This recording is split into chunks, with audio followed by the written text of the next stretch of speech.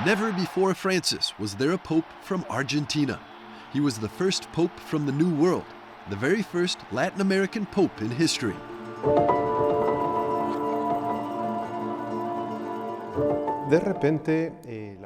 All of a sudden, the white smoke announced a man who at first did not sound Italian, and suddenly we became aware that it was a dear friend of many years, Cardinal Jorge Mario Bergoglio, who had been elected Pontiff of the Catholic Church.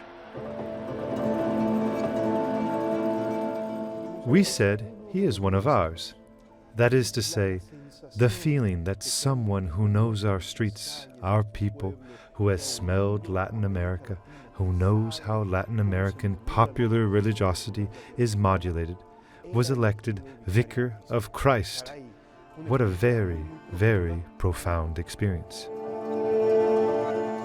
There is one fundamental feature that Pope Francis brings with himself from Argentina, from Latin America, to Rome. A living dialogue between the tradition of the origins and the experience of the living faith of today.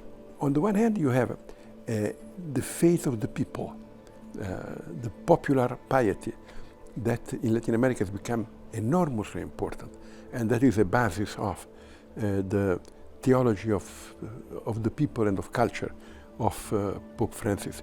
On the other hand, you have the faith of the origins. You have a dogmatic theology that has the task of defending the origins.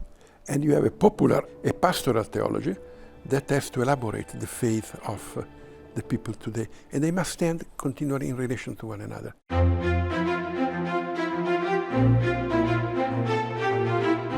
A poor church for the poor, Pope Francis often said that he wanted. As in Rome, where here under the colonnade of St. Peter's, he set up medical care and bathing facilities for those most in need. Also as Archbishop in Buenos Aires, Argentina, he was particularly close to the poor and to the priests that serve them. Those back in the slums of Buenos Aires, called Las Villas Miserias, literally the homes of misery, say that despite his election to the papacy, he stayed true to the poor, true to his origins. Me acuerdo de las primeras imágenes y era que mostraban los zapatos. I remember the first images and they showed the shoes. Well, that sums it up for you. He took the walk he had in the neighborhood. He took it to his walk in the Universal Church.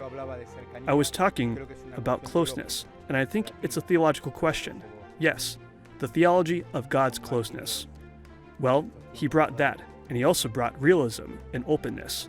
He brought the church that does not look away when there is a problem, but assumes it, even if it makes mistakes, right? And he said that from the first day. I prefer a church in the field to a church locked up in the sacristy. I believe that this church in the field has been here in these popular neighborhoods from their beginnings more than 50 years ago. Yes, he basically took that to Rome. He took that poor church for the poor here in Buenos Aires there. He carried the martyrdoms of the 20th century with him. He carried those martyrdoms that sowed the seeds of this church that is Latin America. A young church, an open church, a church in dialogue with reality, a church that is not afraid to get dirty, an enculturated church. That is what he brought. And surely the Holy Spirit will continue to give new breaths of life even after Francis. Seguirá dando nuevos alientos de vida aún después de Francisco.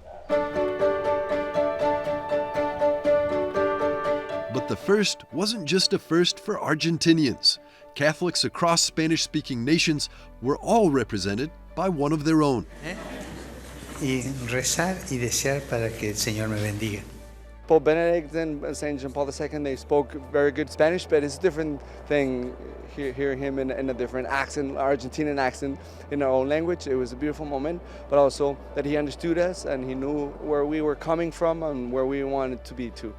And I think it's very fitting, both Pope Francis and Pope Benedict, the first international trip they had, both of them, was a World Youth Day. We were like 3 million people in Copacabana. It was an amazing experience to hear him in our own language, but also his approach, everything. I think, and of course, that World Youth Day was tons and tons of Latin American. It was a beautiful experience to see him, to be with him, and and from there it was the start of, okay, this is how it's going to be. Very different that we were used to, not in a bad way, it's just different. Mexican Archbishop Jorge Carlos Patron Wong worked closely with Pope Francis in Rome for 8 years.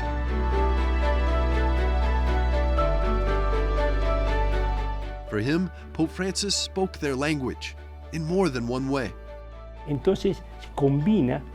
So there is a combination of maturity and youth, and Pope Francis is noticeable because there is a theological and ecclesiastical maturity, but at the same time, a very practical dynamism in Latin America that is also noticeable, and that the language of Pope Francis, his way of communicating, is very Latin American, with his words, gestures, images that are very close to the people, but that have an extraordinary theological and religious depth.